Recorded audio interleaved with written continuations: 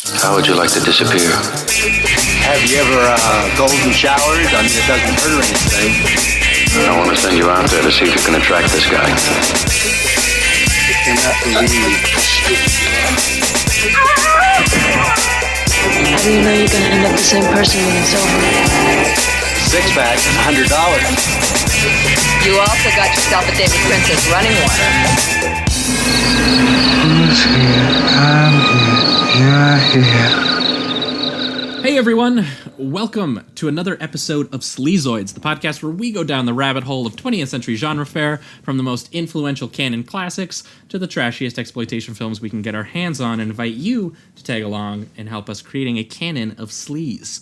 Each week is a double feature grindhouse style where we discuss two films loosely related by subject, genre, actor, filmmaker, or franchise, and at the end of each episode, along with our honorary Sleazoids, which you can become by subscribing on Patreon, we decide on the official ratings and rankings of every film that we cover. Patreon subscribers also get an on-air shout-out and 2 bonus episodes a month, which there are now a back catalog for you guys. I think we've done 4 episodes now. Yeah. It's been a lot of fun, and we've got a lot of great feedback from the patrons who have been listening to those episodes. So if you want to hear those, head on over to patreon.com/sleazoidspodcast. Get your money's worth. And there's your plug for the week. Other than iTunes. Yes, go to please get iTunes to and give that. us a good old rating. You love it, you hate it, we want to hear your opinion, we'll read it on the show. Which I guess we got to do maybe Yeah, we next got week. one. We got a couple. We got one, but I was a little confused by it. But we'll get to that. Yeah. Before we get into that, last week, one? last week we totally blanked on thanking all the new patrons, and we now have a backlog of patrons to thank. So I'm gonna rip through this one.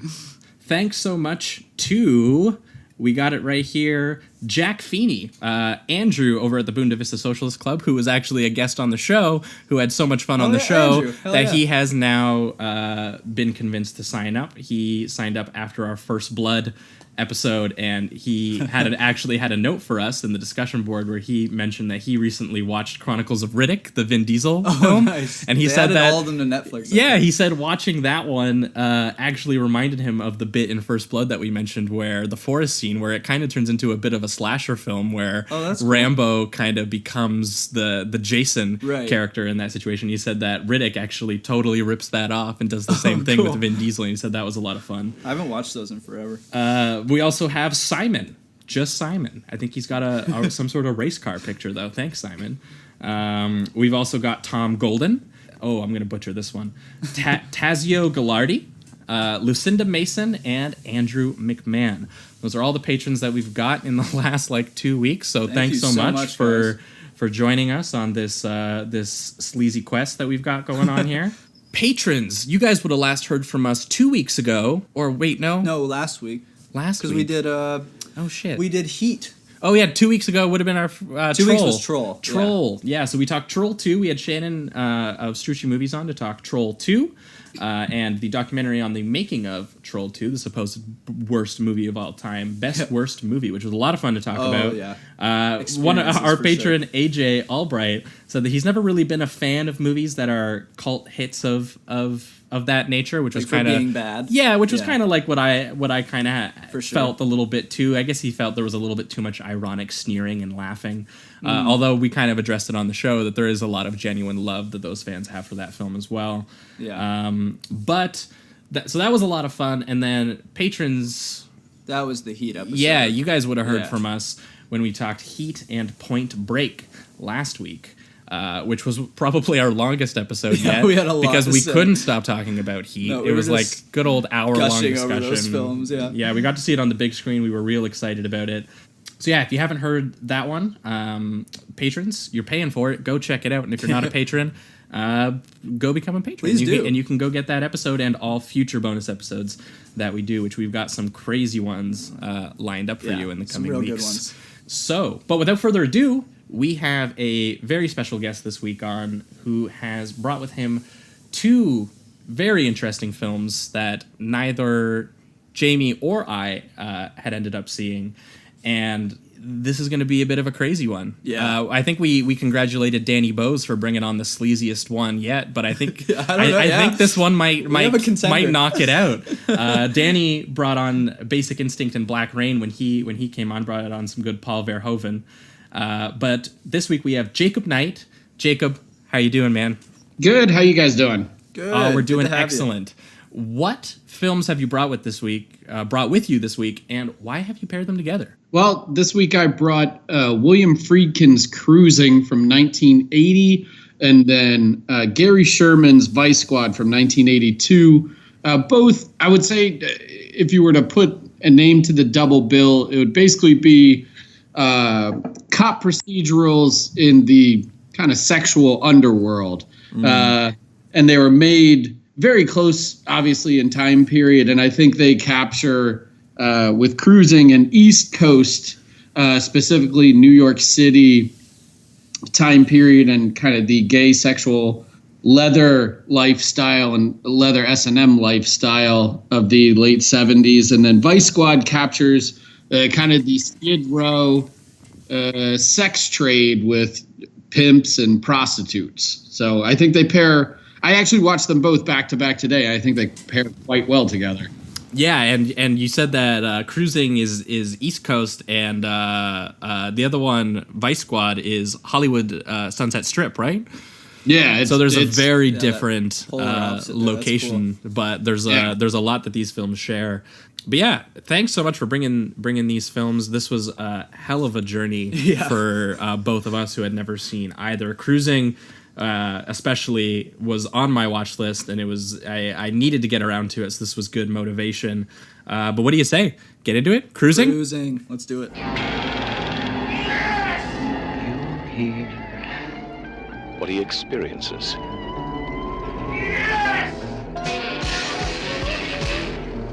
What he discovers will change his life forever.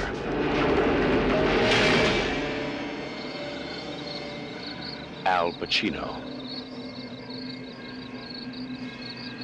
who's here? I'm here. You're here.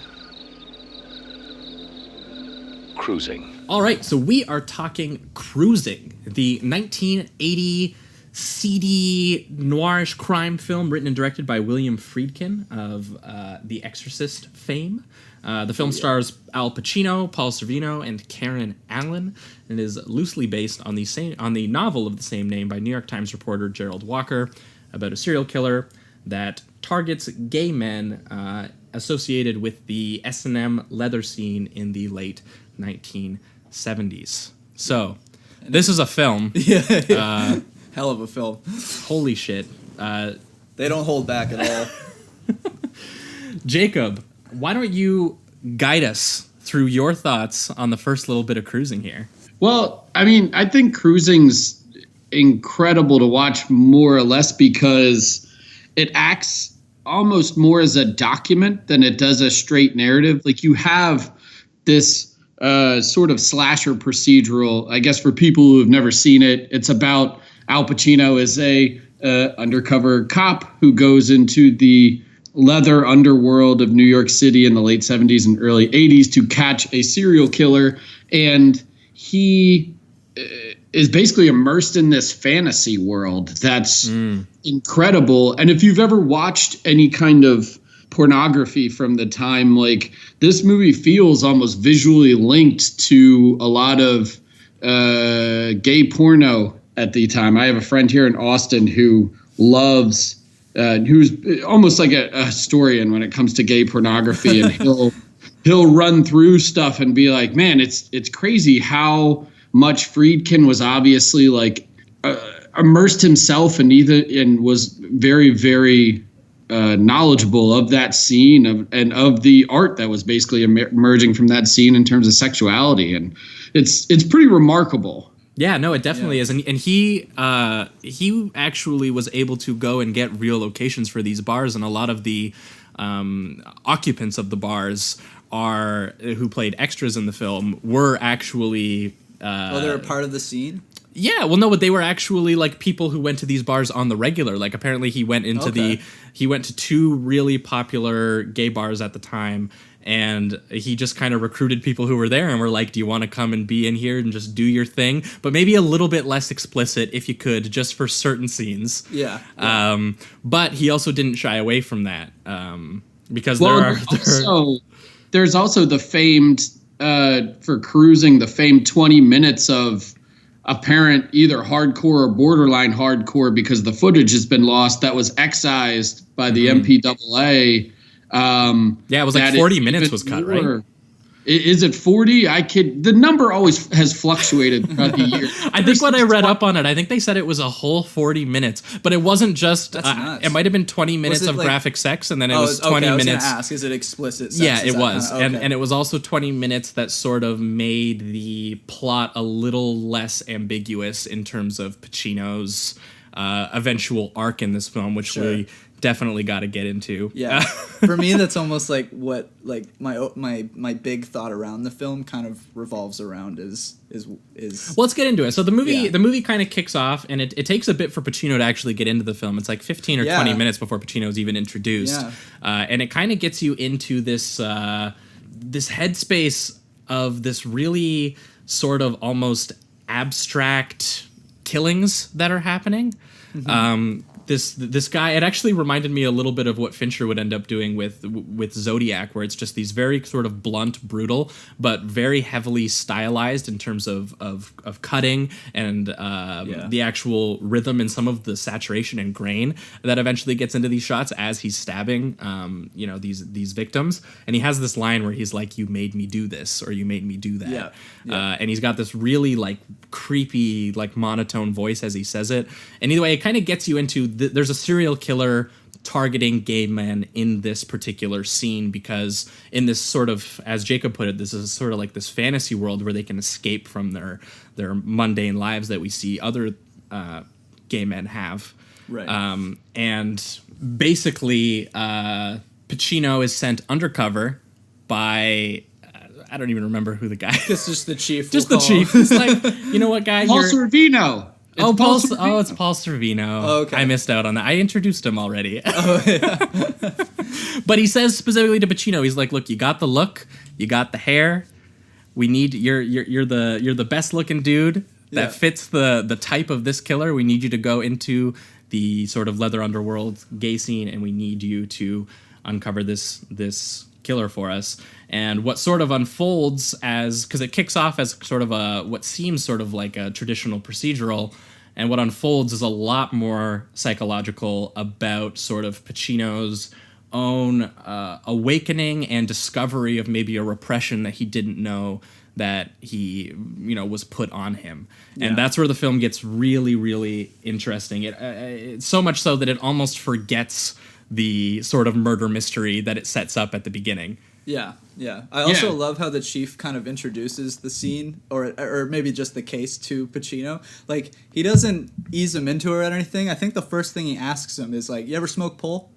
or something like that. And I'm like, damn, dude. I think the exact quote is, "Have you ever had your cock sucked by a man?" You're like, all right. Even more graphic. Yeah, just even more specific. And I found that interesting, that you'd think that just because he doesn't know Pacino's background or anything like that. To just like it's pretty forward. Ask him like that. That was crazy. And Pacino didn't seem that taken aback by it. He pretty much took the case without too much hassle, if I remember correctly. I think some people sort of have complaints that Pacino is sort of like a bit of an enigma at the heart of this film. Sure. And what Friedkin's kind of said about that was that the stuff that he had to cut was the stuff that would have made him more clear. And that he actually kind of felt it did work to have Pacino sort of be malleable and susceptible and kind of just reacting to the things around him rather than being sort of like a force of, the actual trajectory. So was the scenes that were cut, they got rid of the ambiguous we'll nature never really know for sure. So it's not out there at all. No, I think Jacob, okay. The footage is lost, right? That's what Friedkin says about it.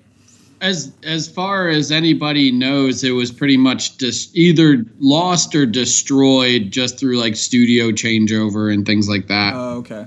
Mm-hmm. So, but it is also worth kind of noting as we go through Pacino's role is that the individual Randy Jurgensen, the cop that's kind of in the early scenes where they're examining the first body that the killer leaves for them. He what obviously was a police sergeant in The French Connection and was a technical advisor on The Godfather. But a lot of the Pacino character is based on his real experience as a police detective. He actually went undercover into this gay world to basically help try and catch a killer in the early 70s, right around the time that the book Cruising was published. So he was acting as almost also as in his basically capacity as an actor, but also as a technical advisor on here, helping Friedkin write the screenplay even in certain points. Oh, interesting. Wow. Yeah, so it's very much similar to what we were talking about last week when we were talking Heat and Michael Mann, and that he has that detective who sort of consulted with him on that, because both seem sort of interested in this the real, both like mundane procedural experiences and also sort of the deep, more seedy psychological aspect of it that some of these people go through, which is probably some of the best material in this film. That they're possibly not, right? So I mean, they're truly acting when they're undercover. Oh, and there's one scene in this that blows my mind. When I watched it for the first time, I lost it, and I had to actually rewind it and go back and watch it again. The bit where Pacino he spent a couple days getting into the zone. Yeah. He's been slowly making his way in, walking around the bar, and he's been pushing a little bit, and when he gets pushback, he goes, "Okay, don't do that."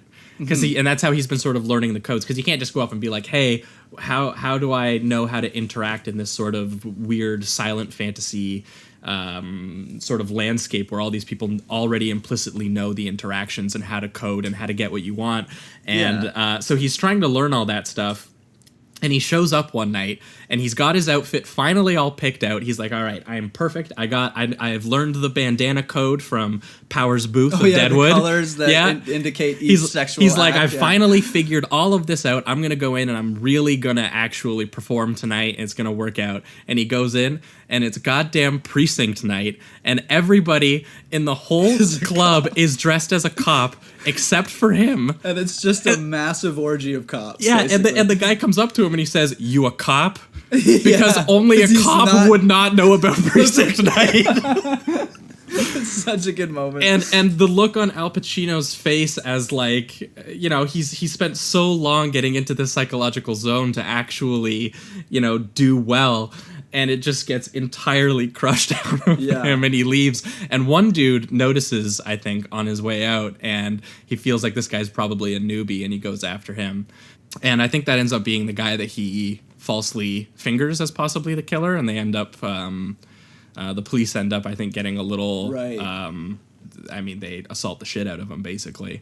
Which they also kind of have at the beginning too, where they kind of open with the police sort of assaulting and sexually assaulting the sort of trans women outside. Yeah.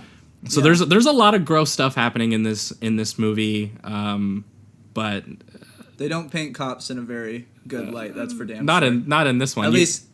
Well, I mean, Pacino. We don't know. I guess there's an ambiguous. Well, even if anything, he has a bit of a falling out with them when he's just like, "Look, I said this could possibly be the guy. I didn't say beat him to death. Yeah, like at that, that's I didn't want you to just target this man because he's gay. Like I thought possibly he approached me. He came after me. I thought this could possibly be the killer. Right. But what gets really interesting is we kind of mentioned a bit earlier was that the film really blurs the lines of the murder mystery as it goes on, and there's a couple more killings sort of sprinkled out throughout the rest of the film. The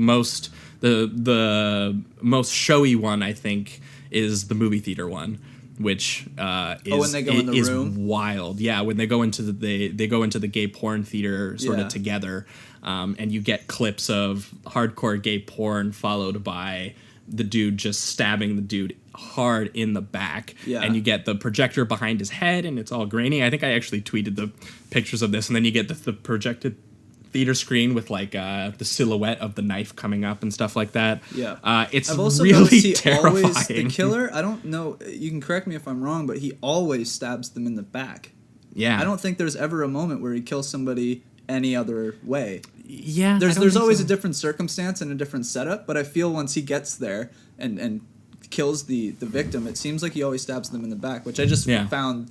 I don't know if I didn't have a theory on that. It's but a I was unique tick, maybe, and it's possible they would have covered it in the Friedkin extra footage. I don't know. Oh yeah, he's betraying them, right? Like it's kind of that's a symbolic good thing to me, or it's always been is that it's him. He's literally stabbing them in the back. Stabbing his own sexuality in the back. Okay, I gotcha. Okay. Yeah, that's a good read. That makes a lot of sense, actually. That's really awesome.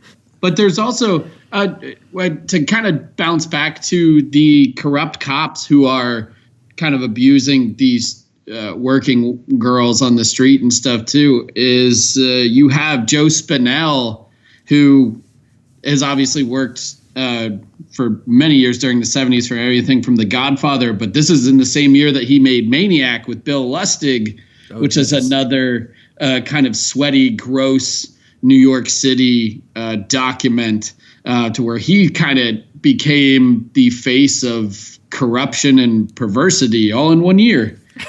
Congrats. So good for him. Yeah, and I think that's a good way of putting it. It's sort of like weirdly sweaty and fleshy, and it feels in Friedkin's wheelhouse too, because I kept thinking of The Exorcist while watching this, just because this also feels. I think it was Philippe on Letterboxd wrote something along the lines of that. It feels just as much like a demonic possession film. Yeah. That there's some like psychological transformation happening inside Al Pacino. And that's happening in this fantasy world that is having, and how it's manifesting in the, reality and the physical world that we're seeing. Yeah. And that's where you get into this sort of like gross mutilation, and you get into, some really seedy stylization, and it's pretty wild to watch. Yeah. That orgy scene actually reminded me of the orgy scene in Eyes Wide Shut. Oh, yeah. Like when you just walk into the room and everybody's just fucking basically and just going crazy. It kind of reminded me of that a little bit. See, what's more interesting is I think you're right that there's sort of like this weird. There's definitely a tiny bit of like a confusion and a repulsion. Yeah. But what's more interesting that Friedkin does I don't here know if is it's there's repulsion is the word exactly when it comes to Pacino. He seems taken aback for sure. Yeah. But I think the camera does anyway. He's intrigued. I really do. Yeah. Although, there's the question of but there is also that but allure, especially, and that's what really distinguishes it, because eventually when Pacino gets in, and I think one of the most important sequences is the bit where the one dude gives him a drug, and he starts getting into the dancing. Oh, yeah. And everything just starts to sort of blur. And the motions, he gets so into it, and it's very sweaty, and he almost seems like he's possessed, and he doesn't really know. And again, he feels connected to something though too. These are it's almost like he's discovered himself and things he didn't know that he would have wanted to be involved in. Yeah, like a sense of freedom he hasn't experienced before. Yeah, and it feels like because he's maybe been repressed by maybe his culture as a police officer, or maybe just as a very straight-laced masculine man, or what sort of opens up is. I guess we haven't mentioned it yet. His relationship with his girlfriend starts to sort of slowly change as he seems sort of opening up to these new experiences. Yeah. And he seems to be sort of getting a little bit rougher with her. And at one point, he even like hears the club music to get in the mood or something while like they're that. Having sex. Yeah. And like it's like he can't escape that nightlife anymore. Little touches like that really separate this. And there's even an early moment right after he accepts the job too, to where he says to her, and Friedkin does this really cryptic like close up with him where he's like, "There's a lot of things you don't know about me." Yes. And it's almost like that's like the defining quote for me in this movie. Yeah. But it's good to remember like the movie was met with a lot of hostility from gays when it was released, and was protested even when, it was being made and everything. But like the idea that Friedkin keeps weaving in terms of the fantastical element of this lifestyle is that, you could read Pacino's character as being kind of your typical undercover cop of, I don't know which way is up anymore. I'm in over my head, blah, blah, blah. But really, it could be him buying it into the fantasy of who he finally is too. Yeah. Mm-hmm. It actually allows him, kind of like these Wall Street brokers and guys who work on Madison Avenue, to come down here. And I mean, like, if you want to fist a guy, you can fist a guy. That's fine. And it's only going to happen in this world. And he finally loves that, because contrast the way that he is in the beginning, as you guys kind of pointed out, like, he doesn't know that wearing a yellow hanky in his back pocket means he likes to get pissed on. Yeah. To where, like, at the end, to where he's actually stalking, he's got his suspect, he's narrowed everything down, and he actually follows this guy into the park. He cruises him on a park bench, and then they take each other to basically a tunnel, and, like, they throw down, and he's full on taking his pants off and talking in shorthand, to where he's like, do you want hips or lips? Do you, it's almost like, I like the unspoken element of that whole scene towards the end, is that, like, Pacino's character, Steve Burns, has definitely had sex with a few men at this point, and he's probably enjoyed it. Like, he's totally bought into this lifestyle. Yeah. You just never saw it. Yeah, there's no real scene where it seems like he's having a struggle with the actions that he's had to take. Like, I might be mistaken there, but it seems like as the film progresses, it seems like he just becomes more and more comfortable. And there was never a scene, I don't think, where he is like, let's say he does something with a guy and then he returns home and, like, he's has like, a cry about it or something. No. There's none of that. And it really kind of paints that ambiguous nature of, it's like, is he enjoying it? Is it a part of him that he's discovering? I almost think it's unquestionable. Awesome. I think it's a case of that he just, like, there is something unspoken about it, but he definitely, it feels more like he's just never been exposed to this. Yeah. And then all of a sudden he is, and he's like, I actually like this. Yeah. And he feels like just his previous life wouldn't have led him to discovering it unless something this hyper specific happens. Yeah. unless the dude was killing guys in this scene. Well, and then what gets interesting is it intertwines him with the killer. Yeah. Which is where this really gets. We're talking more near, like, the last 15 minutes. Yeah, we're talking sort of near the end, and as we kind of pull into the final reel, it gets a little. It gets really ambiguous on exactly who the killer is, and the film doesn't answer it cleanly. I think some people would argue it does answer it, but it doesn't answer it in the cleanest way possible, because it only hints at the possibility that maybe Pacino is in so much, and maybe that he's so tormented about what to do with these new urges that he has, and he doesn't feel it merges with the life that he previously had with his girlfriend and as a cop, that maybe that translated into possibly him killing people as well. And I think Friedkin has said that his other footage is more clear on this, and that he did make Pacino a killer. But I like this version of the film that there's more ambiguity here, and I think that that's important, because I think it creates a story where it's not necessarily an individual killer, which is what I think some people would complain about the film, and that they would say that it's sort of regressive to say that it's a individual gay man killing other gay men, whereas this feels more like it is a community action that takes place because of both Pacino being repressed by his previous life, and what's hinted at is that the other person who he thinks is the killer also being repressed by his previous life from some sort of father figure that was, maybe definitely not okay with his sexuality, but the rest is to be found in the destroyed footage, I imagine. Yeah.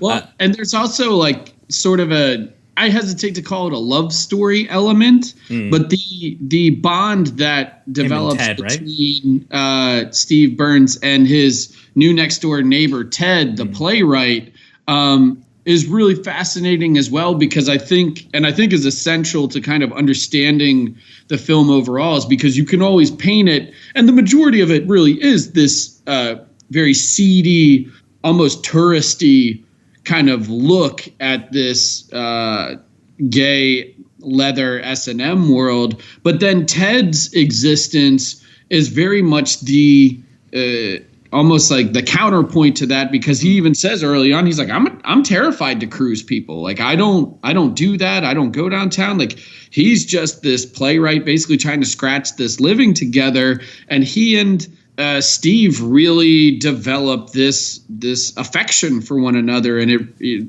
by the end of it, I mean, I don't know if we're allowed to go into spoilers, but we definitely are. Go for it. Okay, so by the end of it, when Ted is stabbed to death, because there's kind of a spat between Steve and Ted's boyfriend, who returns home after being away and acting in plays a while, who is I'm blanking on the actor's name, but he was James Remar plays Ted's boyfriend. They kind of have a spat, and you see that Steve at this point is very much, there's a jealousy going on, that Ted is actually truly taken, and this guy has come in and has basically said, no, this is a bad time, you're not allowed to come knock on our door during dinner. And it's interesting to me, because I feel like when the movie was being protested, it was being very hyper-specifically protested, and even when it's called, and it is by a lot of people labeled homophobic, and it does have some antiquated attitudes, let's say, towards gay people in general, but like, the film is way more complicated than I think a lot of people would criticize it for being. I think if you zero right in on the shock elements of guys like toting around gimps and sucking off nightsticks and fisting dudes in bars, like, yeah, I mean, that's probably what you're going to take away from it. But at the same time, it was very interesting to see, especially during the 70s when pornography was at its height, and gay pornography was at its height as well. And gay pornography kind of allowed gay filmmakers kind of this first genre to really play with and explore inside of. It was interesting to see Friedkin kind of bring those aesthetic and sexual sensibilities to a big studio picture, because I'd be quick to argue that this movie is very erotic in a lot of strange way, because it's very fleshy, it's very tangible, it's very sweaty, but it's in a way that's like, these men are getting off on this, and that's kind of okay in terms of Friedkin's lens. Right, for sure. And I mean, I don't think they paint the overall scene. Sure, it's a little odd for people that aren't a part of a scene that's even similar to that. Part at all. Of the specific subculture in general. But I don't think it says anything really negative about it. I mean, I guess some people you said that John Waters had a really good quote, and it was something to do with it's like heterosexuality is boring or something like that. What was it? It was I think it was Eric Henderson at Slant wrote a great review of this film, where basically he was sort of tackling head on the criticisms from the gay, some of the gay activists at the time for this, and he was saying that, look, John Waters had this great quote where he said that the heterosexual, or not even John, it's in his film Pink Flamingos, where the character says heterosexuality is sick and boring, and that he thought that movies like, say, not necessarily sort of the more Oscar baity gay films that were coming out in the late 2000s, that he felt that those films were done in a more boring, straight, accepting kind of style, whereas what Friedkin's doing here is much more thorny and much more interesting, using the same community, and that he would almost rather see this depiction of of the gay community, even if it does travel in some stereotypes and other things like that. It's definitely balancing a fine line, for sure. Yeah, especially when you're tackling a gay serial killer, because it's the actual killer himself. You want to be very careful to not paint, obviously, this sort of it's freaky and it's murderous. Right, and I think that's what some people claim the film does. But I think it's what Jacob said, where it's like like he's stabbing them in the back. He's stabbing his own sexuality. He's almost and it's very subjective to Pacino's character too. Due to whatever, there's a number of things, but I don't think it's saying like it's not anti-gay by any means. If anything, it's saying like, don't repress yourself. You know what I mean? If anything, be outspoken and be yourself.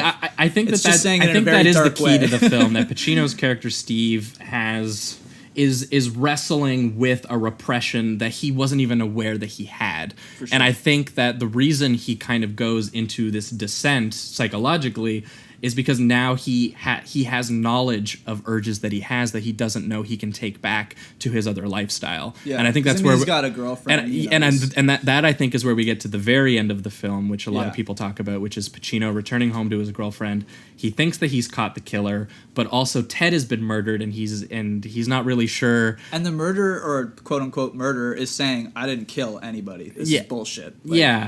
Yeah, so he's denying it. So there's sort of a very vague.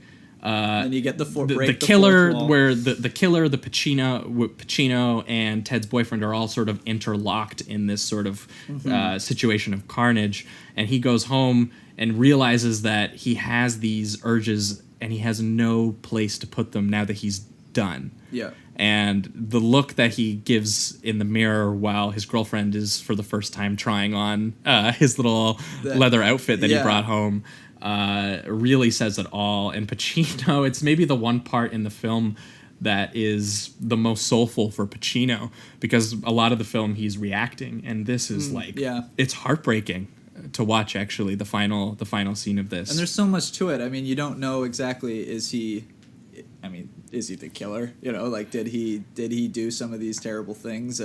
Is he gonna go back? Is he gonna apparently stay with his Friedkin's other girlfriend? footage is much more clear, and it says that Pacino did kill Ted or something like that. It's called it.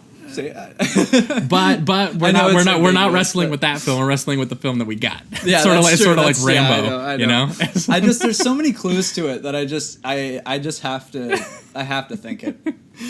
When the movie ended, that's what I got the vibe of, was that Pacino was. All right. Well, this is the part, Jacob, where we enter the reductive rating round, which is exactly what it sounds like. It's where we remove all the nuance, all the words that we just talked about, and we take the film and we reduce it to a number between 1 and 5. And if you want to give a brief reasoning, you can. For me, Cruising is a super easy 4 out of 5. I almost pushed it all the way to the 5. I think on a rewatch I even could. Yeah. But I do need to wrestle more with this film. But I'm really glad that you bought it, or that you brought it. And I love Friedkin's style in this, and I really think that the Pacino arc and dealing psychologically with repression and funneling that into sort of a stylistic slasher is really powerful stuff, and it's one of the best things I've ever seen from Friedkin, who is an all-around pretty great filmmaker. So I think it's saying a lot.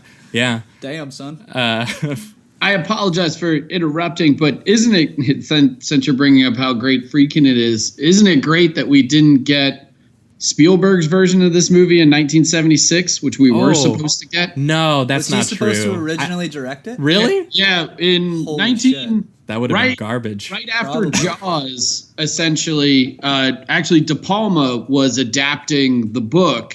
That makes a lot of sense. And but Spielberg was the one being offered to direct it just because Jaws was so successful. And at the time, he and Spielberg and Margot Kidder were actually all hanging out together in these leather bars in the mid-70s. And then obviously Spielberg ended up passing on it. And then De Palma went on to make Carrie instead. And then the rights to the book kind of lapsed. And then it got to Friedkin, about 3 years later through Jerry Weintraub. That is a little bit for you. Interesting. Yeah, I heard the De Palma bit, but I did not realize that he was workshopping it for Spielberg, which is super interesting. How would that even be done? I can't even. Wow. I literally can't imagine it. I want to see it. I don't think I would have liked it though. Jacob, what's your rating on this one? 4.5. Yeah. Nice. Easy. Nice. Mine is going to be 4 out of 5. I'm kind of with you, Josh. I think it could possibly get to the 5 on a rewatch. I really was surprised by this film. I've just never seen it. I've never even heard of it. So it just shocked me in all the best ways. And I loved the visuals. I loved Pacino's performance. I loved the ambiguous nature of the film and kind of what it was saying about sexuality and things like that. Yeah, I'm sure the really long cut of the movie would probably be really interesting to watch, but I'm almost glad that we got this. It sounds like did he expect to get that passed if it was explicit gay porn? You know what I mean? How would he be like, you're not gonna let me throw this in the mainstream audiences? Well, I know. Obviously, dude. I don't think he expected he had to cut as much as he did. But because he had to cut 40 minutes, which is true. a lot. That is a movie. lot. Unless it was just 40 minutes. Like that was that was like the Rambo situation, ever... but also like Rambo when we talked about with First Blood. That I kind of like that there's hints of all this stuff in there. And it's left in the air for in this sort of more fractured, incoherent version of this. That I think really benefits the themes and the characters. Yeah, for sure. Well, and let's also be real. Like some of those scenes in like the cockpit, the gay bars and stuff. I mean, they're basically a few penetration shots away from being cool. Yeah. There's even that leering shot of the guy like greasing up his hand to fist a dude. And they're like, wow, we're getting real right now. Yeah, no, they do a lot with the camera and the cutting in this that I think would have made a much worse film. Yeah, because it's some wild stuff. Watching, I don't know who edited this, but I'm gonna look it up after we do this. Yeah. But yeah, that was Cruising. So what do you say? We moving on to Vice Squad? Yeah, let's do it. Vice Squad. Newspapers only print it. Television can only record it. Now, one motion picture lets you experience it as it's never been shown before. Go. The Hollywood Vice Squad. The real story. Rated R. Now playing at a theater near you. All right. We are talking Vice Squad, the 1982 Wikipedia calls it an action crime drama film, but I don't know. It's a little bit more. It defies the genre a little bit more than those ones do. But it's starring Wings Hauser, Season Hubley, and Gary Swanson, and it's directed by Gary Sherman, the Double Gary. This is a film that is, I guess it takes place, as we mentioned in the intro, on the Sunset Strip in Hollywood, and I think at the time it was sort of advertised as a film that's really going to get into the Vice Squad reality. Yeah. That they're going to really get into the mundane cop life of the sort of sexual underworld on the Hollywood Strip. Involving prostitutes and involving drug trade and pimps and all kinds of fun. And just wholesome stuff. The plot vaguely is about a pimp who is a absolute psycho, fucking crazy person. A mix between like a cowboy and the Terminator, who also sings that opening song in Neon Slime, and the closing one too. He sings the opening and closing song, and he's the singer. Nothing that I don't know what that means. Yeah, I was like, but you man, made the rapist the singer of your intro song. That's pretty wild that's stuff. Awesome. But he abuses a young prostitute in this really slimy way, where he sort of he sweet talks her because she knows not to trust him, but he sweet talks his way into the room, and the second he gets into the room, he's like, I can't believe how stupid you are. Yeah, you trusted me again. He pins her down, and he basically scrambles her insides with a hanger, and it is horrifying to watch. And basically what happens is that someone who knows... Is that what happens? I believe because I thought he just beat her. I didn't know if they mentioned that he actually rapes her with it. I think Jacob, maybe I don't know. I think he flat out sticks it and spins it around. Because I know that I remember the last shot because I rewound it because I was like, does he do what we're saying he possibly does? And it just shows him hitting her, but I don't. Okay. There could be dialogue that mentions that he went. I don't remember for sure. That was just what I got out of it. And I think especially because it could have been implied because I think it's a little bit more clear when he tries to do it the second time. Yeah, for sure. And then you're like, okay, well, this guy's clearly got a thing. Yeah. And it's super fucked up. But basically, the Vice Squad ends up being on his tail, and they send in a undercover prostitute to sort of try to seduce him and maybe get his whereabouts. But he sort of becomes aware that this is an undercover prostitute, and then it becomes literally just almost the Terminator, where the girl, where the police are just there trying to prevent him finding the girl or the girl running into him before it's too late and things happen. And he's pretty much unstoppable. And he is much unstoppable. Like that bit where he drives, he has the girl hanging into the car and he's like yelling at her for information, and then he drives away with her feet hanging. Yeah. I was like, dog, just come here, ground you. Like this guy's nuts. Like and the performance by Wings is absolutely insane. Yeah. But Jacob, he goes for it. Yeah, Jacob, you brought this film, and you mentioned before recording that this is one of your top 10 films of all time. Yeah. So, walk us through this one. Walk us through your thoughts on this one, because Jamie and I were a bit perplexed by this one. Me, in a good way. I felt that it was similar to another film that I really, really love, Rolling Thunder. Yeah, I got that vibe too. Yeah, so I feel like it just has a similar sort of straightforward plotting setup, but it does really interesting things inside the genre and inside the narrative conventions that it's working in. So yeah, do you want to walk us through that one? Yeah, I think what I love, and it's one of my top 10 movies of all time. If it wasn't for Miami Vice, this would be my favorite cop movie of all time. Nice. We agree on that one. Definitely playing Josh's strings. Man, there. On the Heat episode last week, I tried to get some Miami Vice in there. Got a little bit in. Yeah. There's always room for Miami Vice. It's a masterpiece. Yeah. No, this movie, for me, kind of like the way that Cruising does, or even like the great cop movies of all time, like this stuff that Friedkin was making in the early 70s, like French Connection, or that Phil D'Antoni did with the 7-Ups immediately after French Connection, or like how Mann would do with Thief, which isn't so much a cop movie as it is a heist movie, but just it's capturing a very specific time and place, and that's what it does best. It's not, to your guys' point, there's not a whole lot of narrative to it. You're just kind of there with these girls, and with Ramrod, the psycho hillbilly pimp from hell, as he basically just runs through and he very much believes that this is his domain and nobody's there to fuck with him.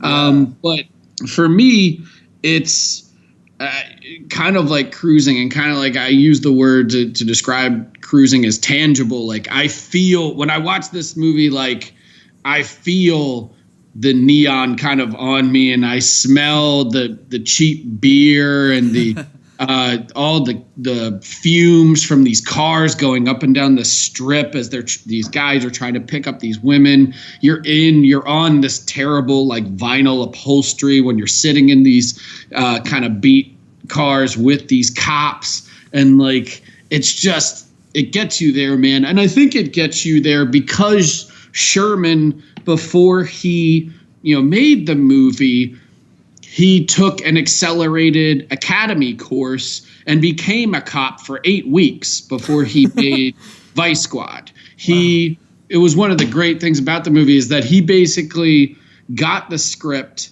as a way to basically get away from horror movies, because before this he had made Deathline over in England, and then he had made Dead and Buried almost a decade later, really, in between movies, because he had such a bad experience on Deathline. But both of these movies were very heavily butchered.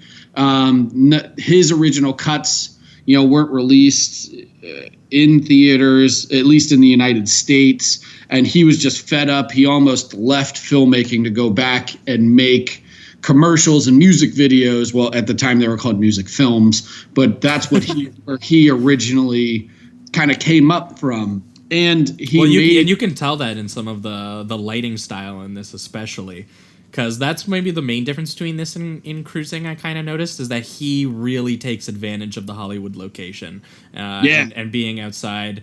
It's hot, and I mean it helps too that he's got at the time, which would have been Kubrick's cinematographer, the guy who would have shot The Shining, and he did a couple others, Barry Lyndon, which is amazing. I actually have the poster like right behind my head right now. Nice. But the photography in this in particular is awesome, and I think you're right that the main appeal of this film is it really does feel lived in this particular space. That I feel like I've been to this space and maybe even seen more than people who have been in this space have seen. Yeah. And I don't know that I wanted to see it.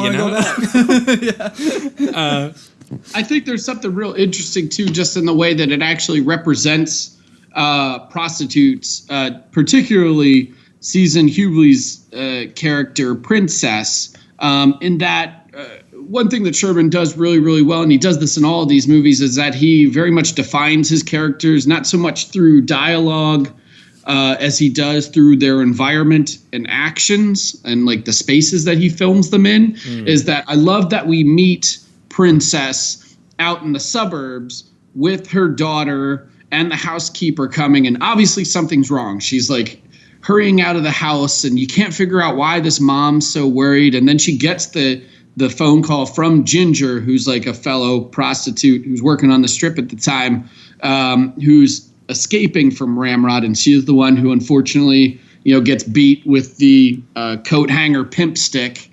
And kind of kicks off the entire narrative of the movie. But like you see her in this space that's obviously far, far away from the strip. Oh yeah, she's in suburbia, and she's getting a phone call, and it's almost like a completely different film on the other end of the line. That was actually the most shocking part to me, because I was like, she's got a daughter, she's in the suburbs. I thought she was just speaking to a friend that she knows that's in this life that she's maybe trying to help or get out or whatever.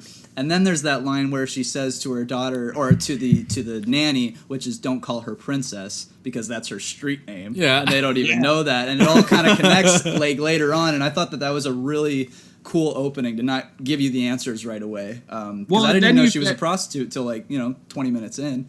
So. Well, and then you get the Clark Kent Superman transition. It's just that slow, with the slow chugging guitar rock as she's just pulling up these purple stockings. Yeah. And you realize you're in this locker room, and she's just transformed into this like really fierce woman of the night. And it's so for me, it's one of the great character introductions of all time. Like I remember I actually saw this movie for the first time on the big screen in the middle of a film marathon, an exploitation movie marathon. And when that happened, my mind fell out of my nose, because I was just like, holy fucking shit. Because I was expecting kind of the same thing as I was expecting this very low-minded, smutty cop movie, and then all of a sudden I'm getting this really amazing bit of character building without a single line of dialogue, and you're just like, wow. And then she's on the street and she's hustling, and I love how incredibly independent that she is, because she flies solo, and the moment she steps out of that locker room, that one pimp is hollering at her and basically being like, hey, baby, come sign up with me. And she's like, motherfucker, I don't need you. I'm freelance. I'm independent. Yeah. And then she's out on the street, and a dude's he basically holds up a 6-pack, and she's like, yeah, you can golden shower me for the right price. I love Coors Light. It's a total superhero moment. You're just watching. This is so fucking cool, man. And then, it just, once you meet Ramrod, the movie just shoots into a whole other universe of insane, because Wings Hauser, who, it sounds like you guys are fairly unfamiliar with Wings Hauser's work? I'm familiar with Wings. This was actually the first time, I think, unless I've seen him not knowing in another film. That's very possible. But this was the because it says he's in The Insider, and I've seen The Insider multiple times, and I don't know that I know exactly who he is in that one. But this was the first time I particularly noticed a performance of his, and I was blown away. He goes for it. He's one of the most evil sacks of shit I've ever seen on film. Yeah. That's and also worth noting, Wings Hauser, father of Cole Hauser, who is the villain in Too Fast, Too Furious, and several other movies. But if you guys like this performance, like that's just Wings Hauser. Like that's just who he is. What his performances are like as you kind of go along, because he actually became kind of a B movie legend. I mean, like I'm looking at his. And even worked, in some A pictures. Like he was in Norman Mailer's Tough Guys Don't Dance with Ryan O'Neal and Isabella Rossellini. But also then went and inked a deal with PM Entertainment in the early 90s to basically write and direct his own C-grade action pictures, which are... If you can track those things down on VHS, good Lord, they're all face melters. He made a movie called we screened it here at Austin not too long ago. A movie called The Art of Dying in 1991, where Joseph Murphy, who is like a directed kind of early directed VHS kind of kingpin. He made a lot of really, really scummy LA movies. But Wings directed the movie, starred in the movie, did all of the music for the movie. And it's one of the craziest fucking films to where it's just Wings Hauser goes on a hunt against guys making snuff films in LA, and it's just it's primo trash. That's awesome. I don't think you can find it outside of VHS, but it's one of the great ones. But this is what's amazing is that Gary Sherman, I got to interview Gary Sherman last year for about an hour for a career retrospective thing, and he talked to me about casting Wings because he met Wings on the set of Dead and Buried because Wings was married to one of the actresses who was a supporting character in Dead and Buried. I can't think of her name at the moment. But basically, Nancy Locke was his wife that he was married to on Dead and Buried. And then the way he related to me was basically that I just started talking to him and I realized that he had a bunch of anger inside of him. And I wanted to use this anger. And I was like, oh, like he was just like Ramrod naturally? And he's like, kind of. And I'm like, that's the most terrifying I just walked into the restaurant. He was already choking a human being. It was crazy. I'm like, this guy's the guy. Well, that's funny that you bring that up because Gary Sherman, I think, also casted Season for that, no? Because she was going through she was going through a divorce with Kurt Russell or something when she made this film, and he was just like she was going through a divorce with Kurt Russell, and Wings was coming off of, at the time he was Greg Foster on The Young and the Restless. That was what he was known for. Was he the bad guy in Young and the Restless? They're all bad guys. Eventually they all become bad. Yeah. No, he was a love interest. He was like a milquetoast love interest on this. But that's what he said he wanted to get away from, is that he was like, he had all this anger that he just wanted to use, and I basically exploited that. And that's awesome. That's amazing. But Avco Embassy at the time, who funded the picture, didn't want him to cast Wings Hauser in the role. They didn't think, because he was Greg Foster on The Young and the Restless. And what he basically had to do was bring Wings Hauser into an audition with the whole board of Avco Embassy. And before they went into audition, he said, I don't want you to come in here as Wings. I literally want you to enter the room, and I just want you to be Ramrod. From like moment you walk in. And apparently he walked into the room and started, I have and I have a tape of this somewhere of Gary Sherman basically impersonating Wings Hauser. He basically sneered at the entire board of Avco Embassy, who at the time was funding all of John Carpenter's movies like The Fog and Escape. If you can find that, please send that to us. Yeah, for the love of God, yes. I need to see that. He basically sneered at the whole board and just went, "I hear you motherfuckers think I can't play this role," and walked up to the guy who was running the studio at the time and started choking him by his tie. He did choke somebody. That's amazing. Yeah, you literally made that joke. I'm so happy. The guy who was running the studio, his name was Bob Ramey. He's one of the executive producers on Vice Squad. He basically looked at Wings Hauser and just you win, you're cast. Please stop killing my friend.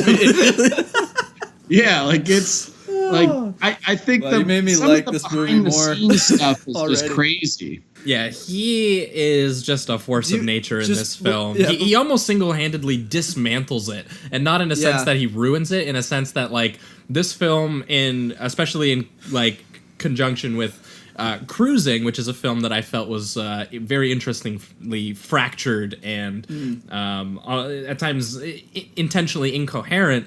This movie is a lot more clean, and the trajectory is a lot more laid out for you until Ramrod enters the frame, and then it's so spontaneous that you're just what's he gonna do? Is he just gonna burn everything down and then the movie's over? You don't he's wild. He's a wild man. Maybe that was something that not necessarily turned me off, but steered me in the other direction from giving it the better rating. We will get to it, but maybe it was because I focused on him the whole movie. So every time it went back to the other everybody else stuff? was kind of oh, see, but she's so good too, though. She is the girl that plays Princess. Yeah, What's the actress's name again? Season or that's Season Hubley. Season Hubley. That's what she is very good. But it was just with him. It was Gary steals Swanson. Every damn scene that he's in. He's just killing it, and he's such a piece of shit.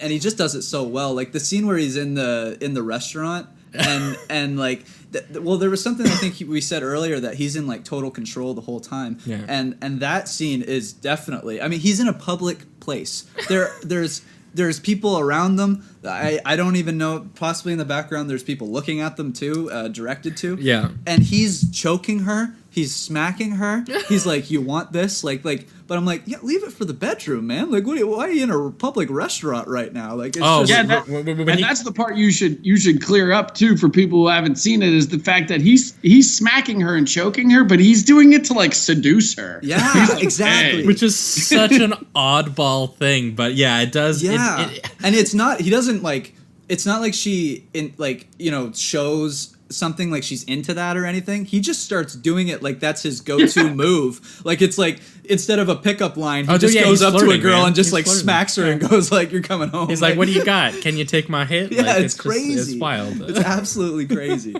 Well, and how about the scene where because again, I'm guessing most people who are listening to this haven't seen the movie, but the main trajectory of the plot is that he kills Ginger, and then Season Hubley's Princess gets very broken up about it and goes on, basically starts working for these cops to go and take down Ramrod, and she's undercover when he's doing all of this, wearing a wire, and they're listening to it from the car.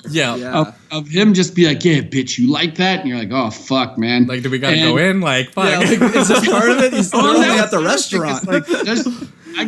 I wish that there was a scene where she was here, the safe word is yellow. Yeah, dude, I love that you said that, because that was one of my biggest things when I was watching this. I'm they didn't tell her anything if she gets in trouble. They said nothing. They're just we'll figure it out. We'll figure it out along the way. It's fine. And that was the thing, is that when she goes in and he actually does take her home, because obviously she does have to go home with him to try and bust him. Right. And they're listening to him continue to try and seduce her in the his apartment, his crazy wallpaper, Kubrickian wallpapered pimp apartment. And when they finally burst in and to arrest him, he doesn't just freak out. He grabs her, headbutts one of the cops with her head, and grabs her again, and then throws a stool at them before like trying to jump out the fucking window. And he's in the second floor. Yeah, he's just like fuck it, just jumps out the window. The dude's a powerhouse. He can't be stopped. He's just a hurricane of destruction. And eventually he is stopped, of course. Yeah, but not after. And one thing we got to get to before we get to the climax, I think we got to talk about all these dudes who are picking up the prostitutes, because these scenes were the most fun that I had in the movie, because I was watching it and I was like, I love the bit where all of the prostitutes are just hanging out at the bar. They're having a casual thing, and I love that it's just this like friends sitting down, colleagues sitting down, and they're just being like, man, men are weird, huh? And they're just like, sometimes I just want to have like normal sex, and then an old dude wants to lick dirt off my toes. Yeah, and like, that guy didn't even want to do it. He was just like, I just want to lick your toes. Yeah, that's it. Yeah, but the weirdest one, and the one that blew me away, was the fake funeral. The fake funeral. I was like, seriously? Somehow I forgot about that, because that scene was, and as soon as she breaks character, he freaks the fuck out. His kink is like a hot girl in a wedding dress at his wake, and I was like, what? That's so specific, and there's no scenario where that would ever be real. You know what I mean? Like, most kinks, they come from some type of reality. It's obviously an exaggeration, whatever. There's got to be something. But you're dead. There's a bride for some reason. Like, where did this come from? And then he's gonna scare the shit out of her, and like that's like, because she can't know what is about to happen. And he's so furious that she talks and ruins the kink for him. Yeah. Like I get her out of here. Yeah. Well, and I think these scenes too. Well, I think you guys are starting to get out why I love this movie so much. Yeah. I think I'm starting to understand it now. But there's I think there's kind of a let's say a dichotomy or a conflicting views kind of at play with these scenes with the prostitutes and the Johns, is that you have Gary Sherman during these 8 weeks, like that's what he did. Like he went out and he interviewed prostitutes, Johns, pimps, and actually even went and role played with cops and had them arrest him and question him, and like so he could just get a feel for it. But then also the fantastical elements. If you notice, one of the writing credits on the movie is a guy named Robert Vincent O'Neill. Now, Robert Vincent O'Neill was kind of an exploitation movie lifer. Like he made this really cool movie called Wonder Women in the Philippines for Roger Corman. But then the movies he's most known for is the Angel trilogy, which, have you guys seen the Angel films before? No. They're from the early 90s through or early 80s through the 90s. I think he made Angel... the first Angel, maybe the same year that Vice Squad came out. But regardless, the Angel movies were also prostitute films in L.A., but they were teenage prostitute movies where Angel was the main character, to where she lived this double life, a lot like Princess. She was a high school student by day, always dressed up in her little outfit, and then by night she was just this underage dream girl for all these dudes. But that movie is a lot more fantastical than this movie is. It has a lot more of those scenes along the lines of like the funeral stuff, to where like I'm still not over that scene. Yeah, it's crazy. Yeah, and she basically like becomes this Avenger as like, because she gets taken in by this very cartoonish family of street people that she kind of hangs out with. One of her best friends is a cop. Oh man, the guy's name. He played the comedian in All That Jazz from the movie. Cliff Gorman was that's like her best friend, and Susan Tyrell plays this insane like street woman who becomes her mother that she basically lives with. But it's just, you kind of hear these voices kind of colliding together to where like Sherman's trying to make this very gritted, rooted in reality police procedural, and then O'Neill's voice is kind of filtering through with some of the more garish, fantastical, and bizarre aspects that are worked in, that I thought it really adds for like this interesting voice to the picture. Yeah, it does. Mm-hmm. But then to kind of jump back to Ramrod, one of the weird. Yeah, I guess we got to get to the climax here. Yeah, the climax happens. I mean, Ramrod. One of the cool stories that Sherman told me is that when they were shooting the movies, it obviously the whole thing almost takes place at night, I think, except for the prologue. Yeah. Yeah, it seems like it takes place almost like overnight. Yeah. Just one wild ass night. Yeah. And all they did was shoot at night for this movie for the most part. And what they would do is they would go out and they would shoot till 3 or 4 in the morning. But Wings was so riled up and like intense as Ramrod is that he made Sherman basically make a deal with him, is that he was like, please don't let me go home to my wife and my kid as Ramrod. You need to take me out. Well, and they would go out drinking until 6 or 7 in the morning afterwards, just so get it out, like the energy. So Wings could basically cool down and come back to being like a normal human being. Well, the normal version of Wings Hauser, I guess. yeah, whatever that is. That's crazy.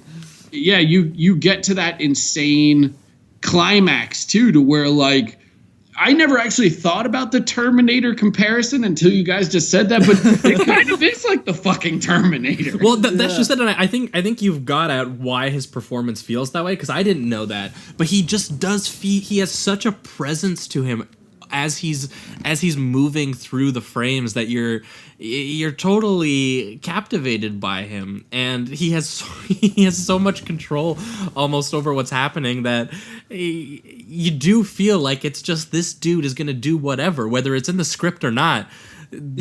Someone's getting choked out. Like, even when he calls cuts, there's a risk. Yeah, and that's what it feels like, especially when we get to the climax, and finally all 3 groups kind of intersect, where the Vice Squad and Princess and Ramrod. Ramrod seems like he's gonna do what he did to Ginger to Princess. The Vice Squad shows up, and the dude won't die. Yeah, like they even pin him with a car at one point, and he still gets one last. Like it actually feels like the climax of the Terminator, where she's just comes like, back I 3 blew times. you up. You've chased me through here. I've removed every bit of you, and you're still coming back. And even honestly, even when he shot him in the head, even when he hits him with the car, and I was like, holy shit, he's still reaching for his gun, even though, if he moves that car back, his insides are gonna fall out. And the dude's still reaching for his gun. And then he shoots him in the head, and I was like, and it's a really great moment. The way that scene is shot and cut is excellent, where he gets hit in the head there. But even then, I was like, that's not going to keep Wings down. Hauser's coming back, bro. He's going to choke you out with that headshot wound. And it leads to a great sort of final situation where that doesn't happen literally, but it sort of happens implicitly with what one of the best moments in the film is Princess talking to the Vice Squad at the end, just being like, you're not going to change the streets. Yeah. Like this Wings, there's going to be other Wings, and there's going to be other people like Wings. Yeah. Or Ramrod, I also thought like I don't know if the movie necessarily paints him as a hero, because I don't think it really does, but he does. Like the cop, in my opinion, besides shooting, Hauser does like fucking next to nothing. Well, I think sending the prostitute like, go do all my work. But I think that feels real. I feel like that's intentional. Sure. I feel like he's saying that she's the one who's doing the work, what putting her life on the line. They do this kind of shit. And I mean, like, there's still, there's work to be done. There's organizing to be done, but it's definitely a case of it just seems like they're holding no risk to what they're doing, and they're just like, we'll just get some prostitutes to bait him out, and then whatever happens. Well, happens. and I think that's important in the finale when she's like almost done, and she's just like, you've done nothing here. Yeah, like, right. I think that's really important. Mm-hmm. I think it's a nice thematic kind of. We didn't get to cover this when we talked about Cruising, but I think the 2 movies do this really well. Is that the cops don't view these people necessarily as people. No, it's very impersonal. You're absolutely right. Well, like with Cruising, like there's a real political element. Like they even have those scenes to where like Paul Sorvino's getting leaned on by like the chief of police saying like, hey man, if you don't get these gay killings like cleared up, like we don't fucking care who did it. It's just get it done by the Democratic Convention or you're out of a job. Right, and like even when Sorvino like is relaying that information to Pacino's character, like he's Pacino at one point is like, I can't, like, this isn't the job I signed up to do. And he's like, you just got to get used to it. Like, you're going to take people down. You're going to do this every day. Like, you can't, basically, without saying it, like, you can't look at them like people. And Vice Squad's very much the same way, is that, like, to them, I think they're very good cops, but they're also very good in that they don't put themselves in, well, at least Walsh doesn't put himself in danger. Like, Princess is very much... They're not the show-offy movie cop, right? The dude who's, like, going to play by his own rules and do it. This is a dude who is just genuinely good at doing by-the-book work in his own way. Yeah, but he does care. It shouldn't... There's because even a scene where they have almost a little moment there where it almost seems like he likes her in a kind of a romantic way. I think he respects the work that she's doing. Yeah. There's a respect, and she even says to him, "We exist in the same toilet." Like, which is a really great. That's a great line. That's a great way of putting it. So the only thing that's really separating them is the badge, because, like, he cares about them. He doesn't want to see human life be lost or anything. But at the same time, if she can help him do his job, he's going to exploit that to the as far as he can possibly take that. And I really respect that about the movie, is that, like, these cops aren't necessarily good people. They're just fucking cops, man. Yeah. They're doing a job. They're just trying to get it done. Yeah. And I think they also recognize that, like, I know I keep going back to this interview, but, like, what I talked to Sherman about is that he said the worst people that he met were white pimps when he was out in the street. Is he was like, you just met them because a lot of the times it felt like they made a choice to be white pimps, and which I found really, really interesting, also kind of racist, but to be honest, but I understood what he was basically getting at. Yeah. But to me, I think that Swanson's character, Walsh, like, sees them the same way, is that, like, Ramrod and his ilk are gonna come back, and they're the worst things, but if he can take at least one out, he's done his job. Yeah. Especially Ramrod. And it's just interesting that they present that, and then they also present Princess's point on it, which is that, like, look, you haven't really fundamentally changed my life too much. Yeah. You've helped to get rid of one dickhead. Yeah. So there's still plenty of we'll see how that goes. to go. Anyway, I think we're going to enter the reductive rating round on this one. For me, Vice Squad, you know what? You almost convinced me to upgrade even higher, but it's going to get the 4 for now. But I'm definitely going to revisit it now with all this in mind, because honestly, having the discussion with you about it has made me appreciate a lot more that's happening in it than I did before. And I really loved when I did a little bit of research, finding that Scorsese considered this the best film of the year that it came out, and he apparently got in a public fight at a dinner where he said the Academy didn't have the guts to recognize this one. And coming from Scorsese, who's also a dude who's obviously all about sort of the tangible place, and especially at that time when he was doing things like Taxi Driver, this does genuinely feel like a movie that maybe suggests Travis Bickle wasn't wrong. You never know. It's sort of, it's really interesting. I think this is an awesome sleaze picture. One of the best that we've had someone bring on the show, and it was a lot of fun to talk about. And oh man, that performance by Wings. I know we've lauded it a bunch. Have to dive into his and filmography seasons too. now. I shouldn't go under the radar, because it's just, she's so excellent, but that dude, you can't look away from him. And I think this is a really, really great film. We already addressed most of the major points on why it's great. Jacob, for you, I mean, I don't even know why I'm asking. This is a 5, right? 5. Yeah, easy. It's a 5. Awesome. And before that, where can people find your interview with Gary Sherman? Because I might want to read up on that too. It's on Birth Movies Death. It was from last year. It's called Exploitations Bergman, a career conversation with Gary Sherman. Well, I've been convinced to read that and check out more of Sherman's films. But for you, Jamie? I think I'm gonna give it a 4 now. Oh, you got bumped up. Yeah, I think Jamie came into the show a little unsure. Yeah, he talked to me before, and he was like, "I don't know what to make of this one." Yeah, it was a 3. But you make a great case, and Jacob. I think you, this conversation has made me like the film a lot more.